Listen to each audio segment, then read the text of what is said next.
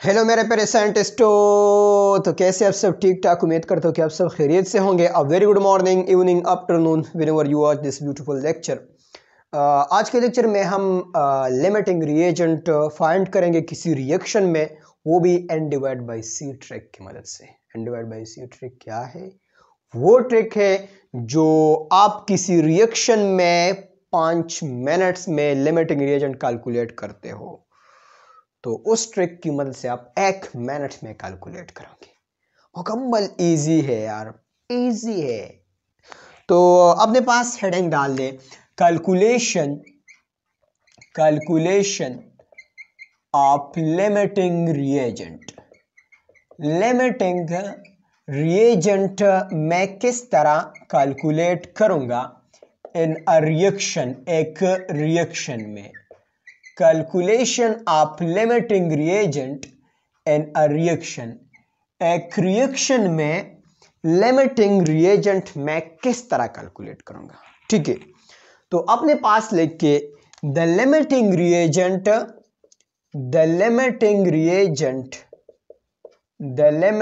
Reagent हमारे पास जो है, the limiting reagent are calculated, ये हम कैलकुलेट करते हैं, are calculated by n divide by c trick in a chemical reaction. एक केमिकल रिएक्शन में हम लिमिटिंग रिएजेंट कैलकुलेट करेंगे n divide by c trick की मदद से। ट्रिक हमारे पास क्या है? ट्रिक हमारे पास ये है n डिवाइड बाय c। अब जिस बंदे को इस ट्रिक के हवाले से पता नहीं है ना, तुम्हें पता होगा तो मैं क्या कहेगा, वो तुम्हें कहेगा कि ये हर रिएक्शन के लिए अप्लाई नहीं होता, मैं हर के लिए अप्लाई करूंगा। तो उनको उसको एक ट्रिक के हवाले से पता नहीं है यार। जिसने बनाया है, मैंने बनाया है, मुझे पता है यार। जिसने नहीं बनाया वो जाहिर सी बात है, वो कहेगा कि यार ये तो सबके लिए अप्लाई नहीं होगा। अरे होता है, सिर्फ मेथड है, अंडरस्टैंड करना है। कैसे? देखो, ये इन आपको रिप्रेजेंट करता है number of moles given in question में जो नंबर ऑफ मोल्स गिवन है, ये एन आपके पास वो है।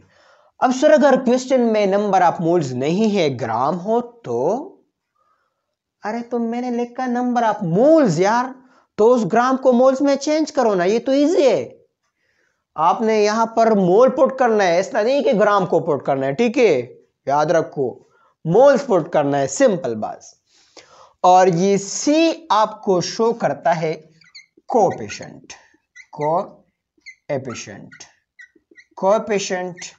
Of reactants. एक रिएक्टेंट्स का कोएफिशिएंट क्या है in a balance chemical reaction. Balance chemical reaction में कोएफिशिएंट क्या है? अरे सर आपने तो कहा था कि बैलेंस केमिकल रिएक्शन में लिमिटिंग रिएजेंट नहीं होगा। अरे नहीं होगा ना यार, मैंने तो कहा था ना। बिल्कुल ठीक है, लेकिन जब आप दुकानदार को जाते हो और आप उसको कहते हो कि मुझे 1 किलो टमाटर चाहिए, तो 1 किलो उसको पता नहीं, तो इस 1 किलो ईंट के साथ क्या बोलते हैं, 1 किलो पत्थर के साथ कंपेयर करते हैं। तो यहां पर भी मैं लिमिटिंग को फाइंड करने के लिए अनबैलेंस को बैलेंस से कंपेयर करूंगा। ठीक है, वेरी गुड, शाबाश। अब देखो, तो ये तो आपके पास ट्रिक है। ट्रिक आपके पास क्या है? ट्रिक आपके पास है n डिवाइड बाई सी। अब देखते हैं एमसीक्यूज किस तरह आते हैं, किस तरह इस पर करेंगे। तो एमसीक्यूज अपने पास लिख के, एमसीक्यूज अगर आपके पास इस तरह आ गया, व्हेन, अगर आपके पास व्हेन 3 मोल, अगर आपके पास 3 मोल H2 है, उसने रिएक्ट कर दिया, react with 6 mole of N2, they produce, ये प्रोड्यूस करता है, they produce NH3। Then find, तो फिर फाइंड करो, then find the excess reagent and limiting reagent. Excess reagent और एक्सिस लिमिटिंग रिएजेंट फाइंड करो। ऑप्शन ए आपके पास H2 है एक्सिस, फिर N2 है। ऑप्शन बी आपके पास N2 है, फिर H2 है, यहाँ पर रेस्पेक्टिवली लिख लिया, ठीक है, रेस्पेक्टिवली इस तरह स्पेलिंग है या कुछ भी है। ऑप्शन सी अपने पास लिख के N2 है, फिर NH3 है। ऑप्शन डी अपने पास लिख के H2 है, फिर NH3 है। कौन सा है इसमें? शाबाश। देखो यहां पर एक बात याद रखो कि इस ट्रिक के लिए आपने क्या लिखना है, रिएक्शन तो आपने लिखना है। किस तरह लिखोगे? देखो H2 जो है रिएक्ट करता है किसके साथ? H2 रिएक्ट करता है N2 के साथ। तो मैं इस तरह कहूंगा H2 रिएक्ट करता है N2 के साथ, और फिर कह रहा है कि प्रोड्यूस कर रहा है NH3। तो रिएक्शन तो सिंपल है, लिखना तो सिंपल है, ठीक है। अब number of atoms reactant side पर, number of atom product side पर जो है इसको बैलेंस कर लो। यहां पर 2 हाइड्रोजन है, यहां पर 3 है, यहां पर तो मतलब यहां पर कम है, मैं 2 करूंगा तो 4 आएगा, तो फिर यहां पर मैं 2 करूंगा तो यहां पर 6 हो गया, तो मतलब यहां पर मैं 3 लिखूंगा तो 3 6 हो गया। नाइट्रोजन भी 2, ये भी 2, बैलेंस हो गया एग्जैक्टली। अब लिमिटिंग रिएक्टेंट या रिएजेंट, रिएजेंट किसका नाम है? रिएक्टेंट का। तो इसके नीचे भी n डिवाइड बाई सी लिखो, और इसके नीचे भी n डिवाइड बाई सी लिखो, और इसके नीचे ना लिखो, क्योंकि लिमिटिंग रिएजेंट्स का कंसेप्ट सिर्फ और सिर्फ रिएक्टेंट्स को अप्लाई होता है, प्रोडक्ट को नहीं। अब इनका वैल्यू मैं कहां से लिखो? मैंने आपको बोला था कि number of moles given in question, question में कितना मोल्स गिवन है H2 का, ठीक है। तो H2 का 3 मोल गिवन है, लिहाजा मैं 3 लिखूंगा। अब बैलेंस केमिकल रिएक्शन में कोएफिशिएंट क्या है? 3 पर डिवाइड करूंगा। इसका n क्या है? इसका n आप देख ले तो 6 मोल है, तो 6। कोएफिशिएंट क्या है? कोएफिशिएंट 1 है। इससे क्या आता है? इससे 1 आता है, और इससे 6 आता है। बात याद रखो, जो n divide by c value जिसका कम वो लिमिटिंग रिएजेंट, जिसका कम वो लिमिटिंग, लिहाजा ये आपके पास लिमिटिंग रिएजेंट हो गया।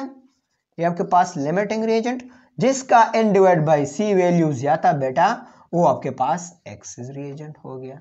सिंपल सी 1 मिनट का ट्रिक है, ठीक है, इसमें कुछ भी नहीं। तो इसमें लिमिटिंग H2 है, फिर एक्सिस N2 है। ऑप्शन ए आपके पास ठीक है। समझ आ गया? वेरी गुड, शाबाश। और एमसीक्यूज लिख के, शाबाश, एमसीक्यूज अपने पास लिख के, व्हेन, अगर आपके पास when 3 mole of Cl2 react with 4 mole of H2, then they produce, ये प्रोड्यूस करता है, they produce HCl, then find, तो फिर जो है फाइंड करो लिमिटिंग रिएजेंट। ऑप्शन ए आपके पास H2 है, ऑप्शन बी I2 है, option c no excess and limiting reagent. इस तरह भी तो आ सकता है ना, अगर रिएक्शन आपके पास बैलेंस है। Option d both a and b, both a and b. अब इसका सोल्यूशन क्या है? देखो सोल्यूशन आपके पास क्या है? सोल्यूशन के लिए आपने क्या लिखना है? आपने जो है रिएक्शन लिखना है। देखो Cl2 रिएक्ट करता है किसके साथ?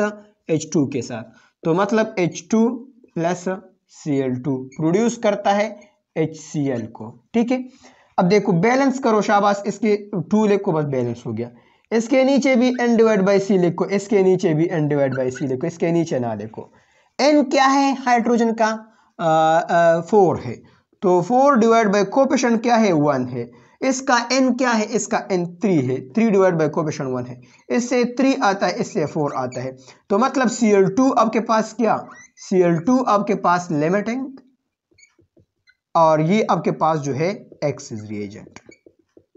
तो इसमें कौन सा ऑप्शन ठीक है? इसमें I2 की जगह Cl2 लिखे, सॉरी मैंने ये गलती से लिखा, तो इसमें Cl2 आता है। इजी कंसेप्ट है, इसमें कुछ भी नहीं, ठीक है। जो आपके पास n डिवाइड बाई सी जिसका कम वो आपके पास लिमिटिंग, जिसका ज्यादा वो आपके पास एक्सिस रिएजेंट है। कंसेप्ट समझ में आया? बोले समझ में आया? शाबाश। थोड़ा एडवांस कंसेप्ट इसमें करते हैं, जो लोग कहते हैं कि ये हर किसी के लिए अप्लाई नहीं होता वो कंसेप्ट भी करते हैं। शाबाश, मिटा दे, चलो मिटाते हैं। एमसीक्यूज अपने पास लिख के, अगर मैं आपको ऐसे एमसीक्यूज दूं, व्हेन, अगर आपके पास है 10 ग्राम ऑफ H2 रिएक्ट, अगर 10 ग्राम H2 रिएक्ट करता है with with with with 54 gram of N2, they produce, ये जो है प्रोड्यूस करता है, they produce NH3, then point, तो फिर पॉइंट करो ऑप्शन 1 एक्सिस रिएजेंट पॉइंट कर लो, ऑप्शन बी पॉइंट कर लो लिमिटिंग रिएजेंट पॉइंट कर लो, ऑप्शन सी प्रोडक्ट पॉइंट कर लो, कितना प्रोडक्ट्स प्रोड्यूस होगा ये भी पॉइंट कर लो। अब 3 बात है, मतलब 3 एमसीक्यूज आ सकते हैं। आपको कहेगा कि the limiting reagent in this are, option a b c d, the excess reagent in them a b c d, the product of NH3 produce will be a b c d. इस तरह 3 MCQs इस एक जो है question में है, ठीक है। किस तरह करते हैं, देखो सॉल्यूशन इस तरह है, मैंने आपको बताया था। अब इस यहाँ पर डरना नहीं है, ठीक है। आपको इस तरह पेपर में एमसीक्यूज में आपको बैलेंस केमिकल रिएक्शन देगा, इस तरह आपको कहेगा कि 3H2 है 2NH3, ठीक है। ये मैं नहीं दे रहा है क्योंकि मैं कह रहा हूँ कि आपको जो है मुकम्मल कंप्लीट समझ आ जाए, ठीक है। तो सॉल्यूशन में आप ऐसा लिख के कि देखो N2 है, रिएक्ट करता है 10 ग्राम आप H2 रिएक्ट करता है, या N2 को पहले लेके कोई बात नहीं, N2 रिएक्ट करता है H2 के साथ, प्रोड्यूस करता है NH3। अब रिएक्शन को बैलेंस कर लो, 3H2 2NH3 बैलेंस हो गया, ठीक है। अब देखो इसके नीचे भी N/C लिखो, इसके नीचे भी N/C लिखो, ये बात ठीक है। लेकिन देखो N/C आप तब लिखेंगे जब आपके पास मोल तो गिवन है, क्योंकि N तो क्वेश्चन से पुट करना है और क्वेश्चन में तो ग्राम है, तो लिहाजा इस तरह देखो ये आपके पास 10 ग्राम है, N2 कितना गिवन है, N2 आपके पास 54 ग्राम है, ये आपके पास 54 ग्राम है और ये आपके पास 10 ग्राम गिवन है। तो मुझे चाहिए कि मैं इसको मोल में कन्वर्ट कर लूँ। तो मोल में किस तरह कन्वर्ट करूंगा, सिंपल सी बात है, moles is equal to mass in gram कितना है 54 है, divide by molar mass N2 का कितना है 28 है। 54 को 2 पर डिवाइड कर इससे 2 आता है, 2 मोल्स। अब इसका 10 डिवाइड बाय H2 का 2, इससे आता है 5 मोल। अब ठीक है, इसके नीचे लिखो N/C और इसके नीचे भी लिखो N/C, या आप जो है दोबारा रिएक्शन को लिखते हो तो लिख लो N2 + 3H2 गिव 2NH3, इसके नीचे N/C, इसके नीचे N/C। N वैल्यू क्या आया इसका, देखो 2 आया, तो मैं 2 लिखूंगा और इसका कोएफिशिएंट क्या है 1 है, तो 1 पर डिवाइड करूंगा। इसका N वैल्यू क्या, इसका 5, तो 5 डिवाइड बाय कोएफिशिएंट 3 है।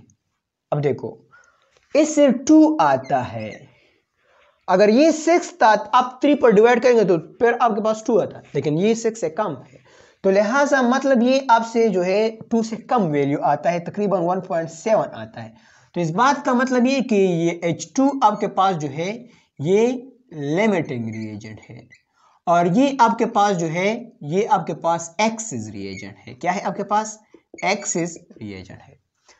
तो लिमिटिंग रिएजेंट कौन सा है, लिमिटिंग रिएजेंट आपके पास H2 है। एक्सिस रिएजेंट कौन सा है, एक्सिस रिएजेंट आपके पास N2 है।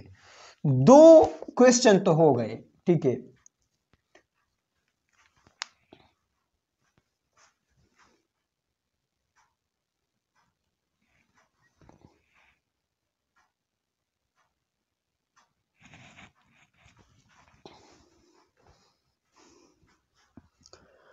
अब 2 क्वेश्चन तो हो गए, ठीक है। अब बात है प्रोडक्ट का, किसका, प्रोडक्ट का।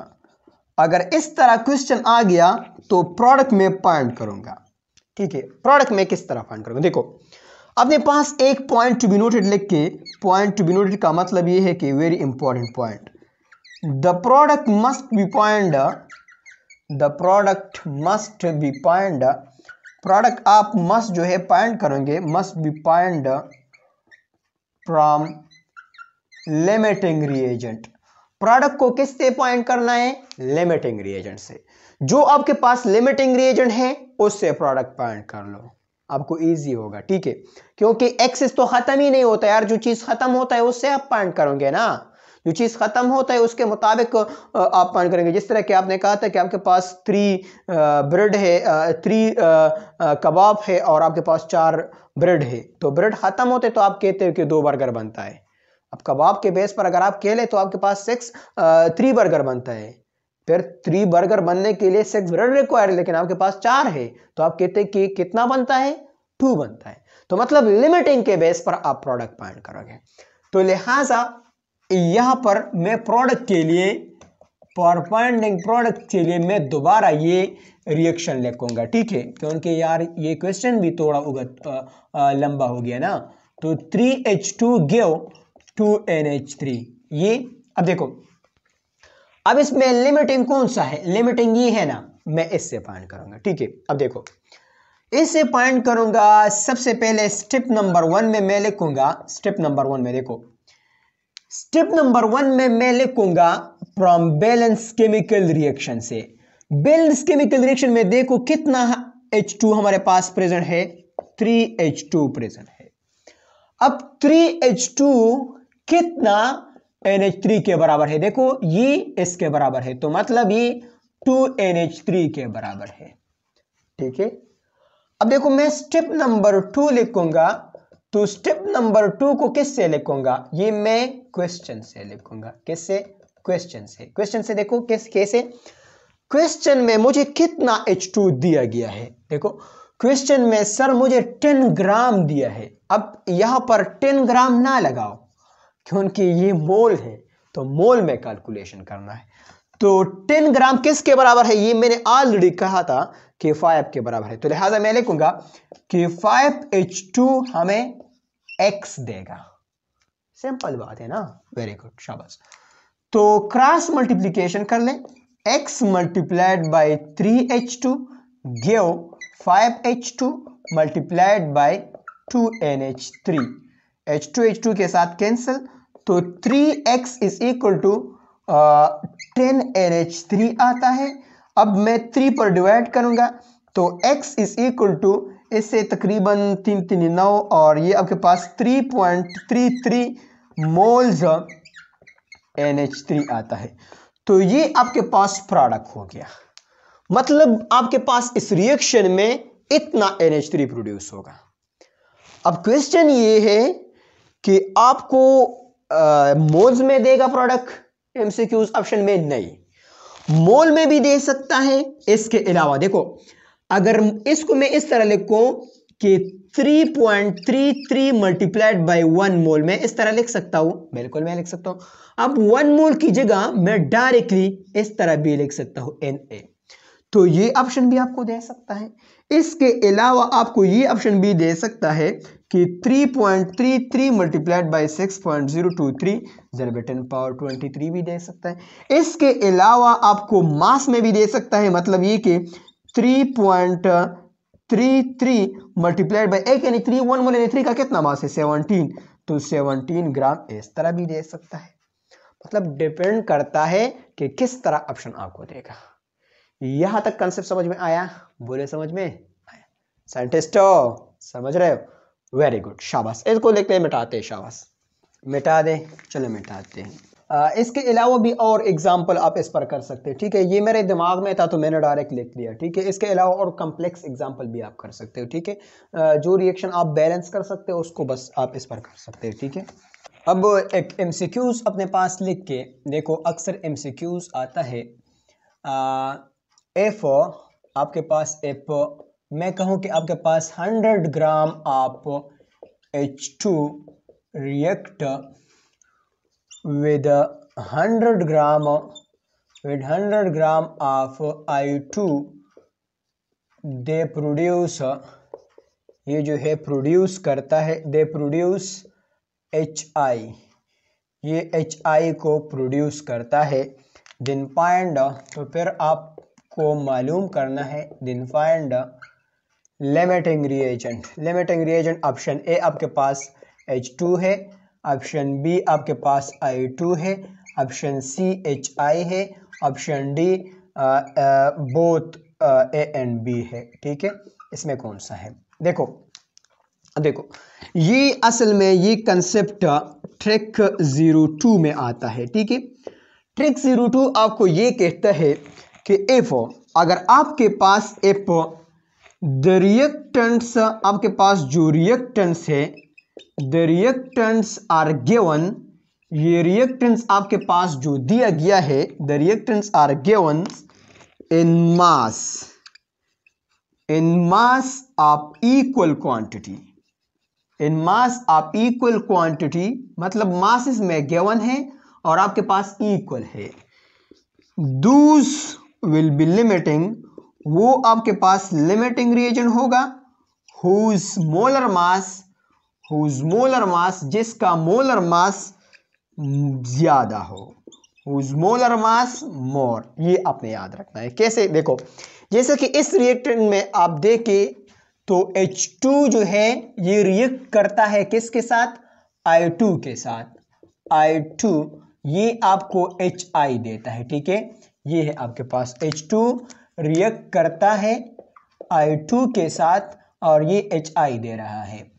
अब यहां पर आपके पास H2 100 ग्राम है और ये आपके पास भी 100 ग्राम है। अब देखो, यहां पर मुझे पता है n divide by c trick के जरिए भी हो सकता है, इसको मोल में कन्वर्ट कर ले, लेकिन इसका मोलर मास याद करना, फिर मोल में कन्वर्ट करना, फिर n divide by c trick की मदद से करना। ट्रिक तो हम मतलब जस्ट टाइम जो है उसको कमी की खातिर जो है ट्रिक इस्तेमाल करते हैं। अब यहाँ पर टाइम तो और भी ज्यादा हो गया, तो लिहाजा इसको देखिए ग्राम में गिवन है, ये भी ग्राम में गिवन है, तो डायरेक्टली देखिए हाइड्रोजन और I2 में किसका मास ज्यादा है? डेफिनेटली I2 का ज्यादा है। तो जिसका मोलर मास ज्यादा, वो डायरेक्टली इसका मोलर मास क्या है? मोलर मास आपके पास मोर है। तो जिसका मोलर मास ज्यादा वो आपके पास लिमिटिंग रिएजेंट होगा। जिसका मोलर मास आपके पास कम है, मोलर मास आपके पास लेस है, मोलर मास कम का मतलब है क्या? H2 का लेस है, H2 का 2 ग्राम है, I2 का देख ले तो आपके पास बहुत ज्यादा है, तो वो आपके पास क्या होगा? ये आपके पास एक्सिस रिएजेंट होगा। अब अगर इसकी जगह अगर मैं ये दो कि H2 है आपके पास, I2 है और ये 2HI प्रोड्यूस होता है, मैं आपसे कहूँ कि यहाँ पर आपके पास 500 मैं कहूँ कि आपके पास देखो 5000 ग्राम है, क्या है आपके पास? 5000 ग्राम है। और मैं कहूँ कि ये आपके पास चलो ये आपके पास 7000 ग्राम है, क्या है आपके पास? 7000 ग्राम है। तो देखो एक H2 को अगर आप I2 के साथ कंपेयर करें तो ये बहुत ज्यादा मास है, तो फिर भी ये बहुत ज्यादा है, लिहाजा इस सूरत में भी ये आपके पास जो है लिमिटिंग रिएजेंट है और ये आपके पास जो है एक्सिस रिएजेंट है। क्या है आपके पास? Excess reagent. क्योंकि अगर आप इसका मोल पॉइंट करेंगे तो इसका मोल जो है उससे ज्यादा आएगा, ठीक है। तो n डिवाइड बाई सी की ट्रिक के जरिए जैसे आप प्रैक्टिस कर ले फिर आपको पता चल जाएगा और ये भी आपको मुकम्मल कंप्लीट जो है याद आएगा, ठीक है। इसके अलावा अगर मैं कहूँ कि आपके पास देखो इस तरह N2 है और ये आपके पास H2 है, ये 2NH3 जो है प्रोड्यूस करता है, ठीक है।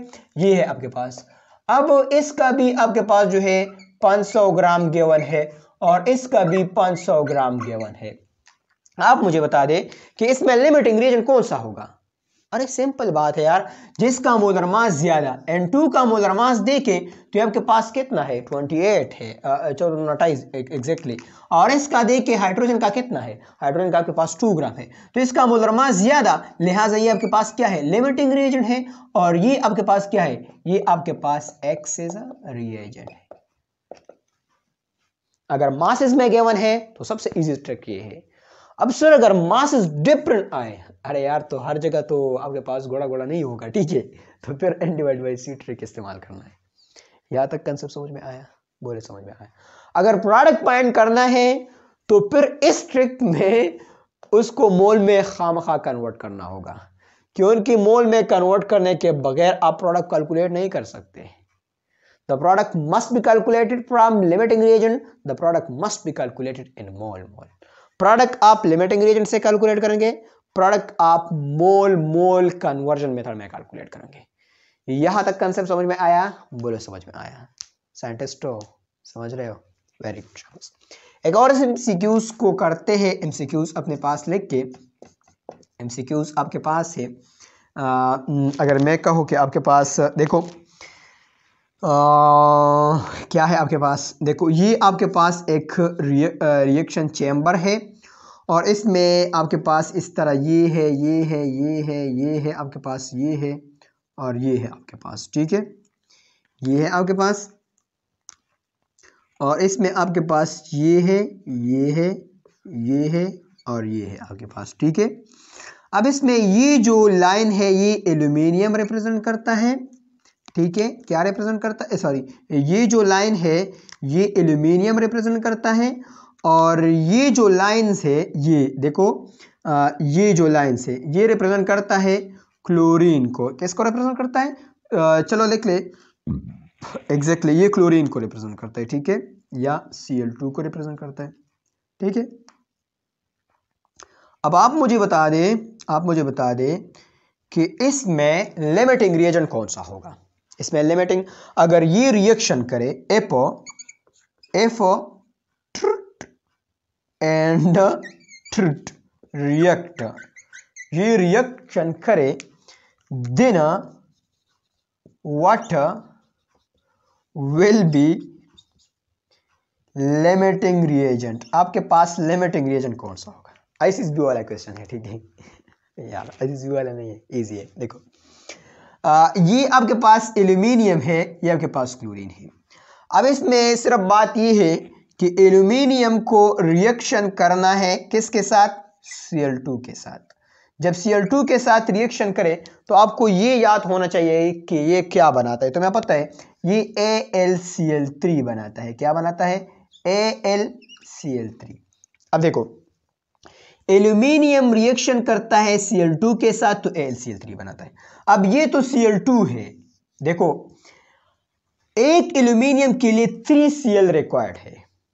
अब देखो ये Cl2 है, ठीक है, ये क्या है, Cl2 है, ये क्या है, ये आपके पास एल्यूमिनियम है। तो मतलब आपके पास 4 एल्यूमिनियम है, तो एक एल्यूमिनियम के लिए कितना रिक्वायर्ड है, आपके पास जो है रिक्वायर्ड है 3, तो 4 के लिए कितना रिक्वायर्ड होगा, 4 3 12, 12 रिक्वायर्ड होंगे, ठीक है। तो 12 तो रिक्वायर्ड है, लेकिन देखो इसमें ये एक जो है, एक ये Cl2 के बराबर है, 2 क्लोरीन के बराबर है, समझ रहे हो। देखो एक एल्यूमिनियम के लिए 3Cl रिक्वायर्ड है, ये बात तो ठीक है। तो इसमें ये जो निशान है ये तो एल्यूमिनियम है, ये निशान कितना है, 1 2 3 4, एक के लिए 3 रिक्वायर्ड है, तो 4 के लिए कितना रिक्वायर्ड होगा, 4 के लिए रिक्वायर्ड होगा 12 क्लोरीन। अब इसमें ये निशान Cl2 शो करता है, क्लोरीन तो शो नहीं करता, मतलब ये 2Cl शो करता है। अब इसमें 1 2 3 4 5 6 है, तो मतलब इसमें जो है 12 क्लोरीन प्रेजेंट है। तो अगर ऐसा डायग्राम आ जाए तो इसमें नो लिमिटिंग रिएजेंट, इसमें लिमिटिंग रिएजेंट नहीं है, नो एक्सिस रिएजेंट, इसमें न लिमिटिंग रिएजेंट है न एक्सिस रिएजेंट है। अगर मैं इसमें एक निशान यहां पर इसको इंक्रीज कर दूं तो फिर क्या होगा, एग्जैक्टली फिर आपके पास एल्यूमिनियम एक्सिस हो गया। अगर मैं इसकी जगह इस निशान को इंक्रीज कर लो, अब कौन सा हो गया, आपके पास क्लोरीन एक्सिस रिएजेंट हो गया। तो मतलब जस्ट देखना है कौन सा आपके पास एक्सिस है, कौन सा लिमिटिंग है। ये तो दिखाई कम लेवल पर आते हैं, लेकिन चलो एक्सिस और लिमिटिंग के साथ रिलेटेड था तो मैंने कर दिया, ताकि आपको क्लियर हो जाए कि ऐसा कंसेप्ट हो सकता है, 0.00001% चांसेस से आ सकता है। तो यहाँ तक कंसेप्ट था एक्सिस एंड लिमिटिंग रिएजेंट के हवाले से। एक्सिस और लिमिटिंग रिएजेंट में और कुछ भी बाकी नहीं है। नेक्स्ट लेक्चर में हम बताएंगे कि हमारे पास परसेंटेज कंपोजिशन क्या है, किस तरह एक चीज का परसेंटेज आप फाइंड करोगे, किस तरह एक मार्ट में आप जाते हो तो वहां पर सेल लगा होता है और लिखा होता है कि 30% डिस्काउंट। इस 30% डिस्काउंट का मतलब क्या है, 50% सेल, इसका मतलब क्या है। आप किस तरह अपने मार्क का परसेंटेज जो है फाइंड करोगे, किस तरह आप ईटा में मार्क्स लेंगे तो फिर एग्रीगेट किस तरह कैलकुलेट करेंगे, ये सब बातें तो रिलेटेड है परसेंटेज के साथ यार, आपके बुक में भी टॉपिक है। अक्सर बच्चा मार्क्स लेते बाप उससे पूछे थे कि बेटा कितना मार्क्स आपने गेन किया, वो कहते कि अबू मैंने तो 1030 मार्क्स जो है गेन किए। तो फिर अबू क्वेश्चन करते कि बेटा तुम्हारे परसेंटेज कितना है, वो कहते कि अबू मैंने तो ये कॉलेज में नहीं पढ़ा है। अरे यार सब कुछ कॉलेज में अवेलेबल है, सिर्फ समझाना चाहिए। तो मिलते हैं नेक्स्ट लेक्चर में परसेंटेज कंपोजिशन के साथ। मुझे भी दुआ करते रहे, मैं भी आपको करूँगा। अल्लाह आपको डॉक्टर्स बनाए, इंजीनियर बनाए, जो आपका सपना है वो आपका कंप्लीट हो जाए, साइंटिस्ट आपको बनाए ताकि हमारे देश को तरक्की मिल जाए। क्योंकि बहुत ज़्यादा लोग हैं यार इसको खा रहा है, बहुत नाअहल लोग हैं इस पर बैठे हुए हैं। खुदा उनको भी हिदायत दे। तो मिलते हैं नेक्स्ट लेक्चर में, तब तक के लिए पढ़ाई करते रहे। All the very best.